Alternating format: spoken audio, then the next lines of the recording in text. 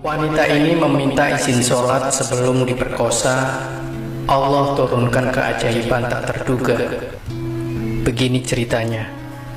Aku adalah seorang wanita nakal yang tak sedikit pun memiliki rasa taat kepada Allah. Aku selalu berhias, memperindah tubuhku demi menarik perhatian para lelaki. Aku tak pernah sama sekali menempelkan keningku di atas sajadah. Bahkan aku benar-benar melupakan bagaimana sholat yang baik dan benar. Meski begitu, aku adalah seorang pengajar. Di antara para guru wanita, hanya akulah yang masih belum menikah. Dan aku juga yang tak memiliki rasa malu kepada sopir yang biasa mengantar kami. Aku tak malu mengajaknya mengobrol dan bercanda, seolah salah satu kerabat dekat. Hingga pada suatu pagi, aku bangun terlambat. Saat itu teman yang biasanya satu mobil denganku tidak terlihat. Saat kutanyakan pada sopir, di mana teman-temanku, dia katakan bahwa temanku itu sedang sakit. Ada juga yang tengah melahirkan. Baiklah, karena perjalanannya cukup jauh, aku akan tidur, gumamku dalam hati. Selang beberapa lama aku terbangun dari tidurku. Saat itu aku benar-benar kaget lantaran berada di tempat asing setelah membuka kaca jendela. Di mana ini? Apa yang terjadi? Kemana kau akan membawaku, Pak Sopir? Tanyaku dengan perasaan was-was. Tenang saja, kau akan tahu. Semakin jauh mobil melaju, aku pun semakin sadar bahwa sopir itu memiliki rencana buruk. Aku memiliki firasat bahwa ia ingin menculik dan memperkosaku. Pak Sopir, apa kau tak takut kepada Allah? Apa kau tak takut dengan hukumannya? Tanyaku dengan sedikit gemetaran di tubuhku.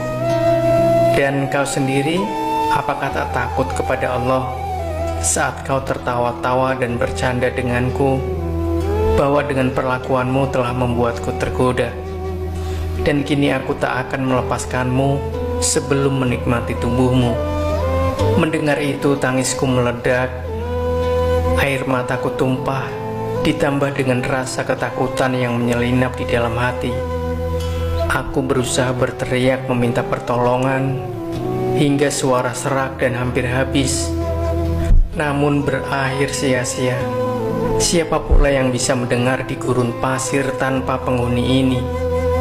Baiklah, biarkan aku mengerjakan sholat 2 rakaat.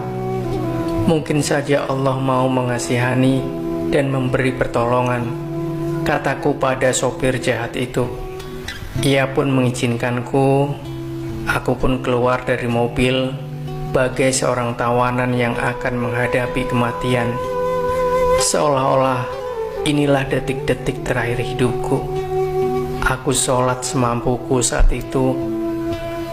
Dan perlu Anda ketahui bahwa inilah sholat pertamaku. Pertama kalinya aku menghadap dan bersujud pada Sang Pencipta. Pertama kali pula tangan ini menadah ke langit dengan terisak-isak memohon pertolongannya. Usai sholat, tiba-tiba dari kejauhan tampak sebuah mobil yang kukenali. Ya, itu mobil saudara laki-lakiku. Aku segera meloncat-loncat girang dan gembira. Saat itu sopirku mencak-mencak sembari ketakutan. Saudaraku itu segera datang dan memukul sopir itu dengan kayu keras, kemudian menyuruhku untuk masuk ke mobil. Bagaimana kalian bisa sampai di sini? Tanyaku. Perasaanku saat itu benar-benar tenang. Tunggulah sampai rumah, kau akan mengetahuinya, jawab saudaraku yang satunya lagi. Aku masih terheran-heran dan tak percaya dengan kejadian ini. Temuilah ibu, maka engkau akan tahu semuanya, perintah kedua saudaraku itu. Aku segera menemui ibu di dapur, kemudian menceritakan semua kejadian yang menimpaku, hingga membuatku menangis haru. Ibuku yang mendengar ceritaku itu sangat terkejut. Bukankah Ahmad masih di Syarkiyah dan Muhammad masih tidur di kamarnya? Aku kaget bukan kepalang saat melihat saudaraku Muhammad tergeletak di atas tempat tidurnya. Saat aku tanyakan, Dia tidak merasa berbuat apa-apa padaku.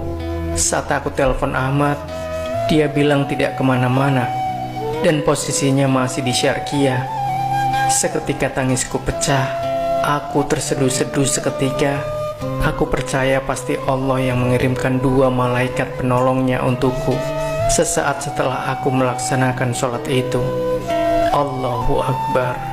Semenjak itu, aku pun bertaubat mendekatkan diriku pada Allah. Demikianlah sahabat cerita nyata Reborn, sebuah kisah nyata yang berjudul wanita ini meminta izin sholat sebelum diperkosa. Allah turunkan keajaiban tak terduga. Semoga kita bisa mengambil hikmah dari kisah ini. Jangan lupa berikan komentar Anda, like dan share video ini, subscribe channel cerita nyata Reborn, the best favorit channel.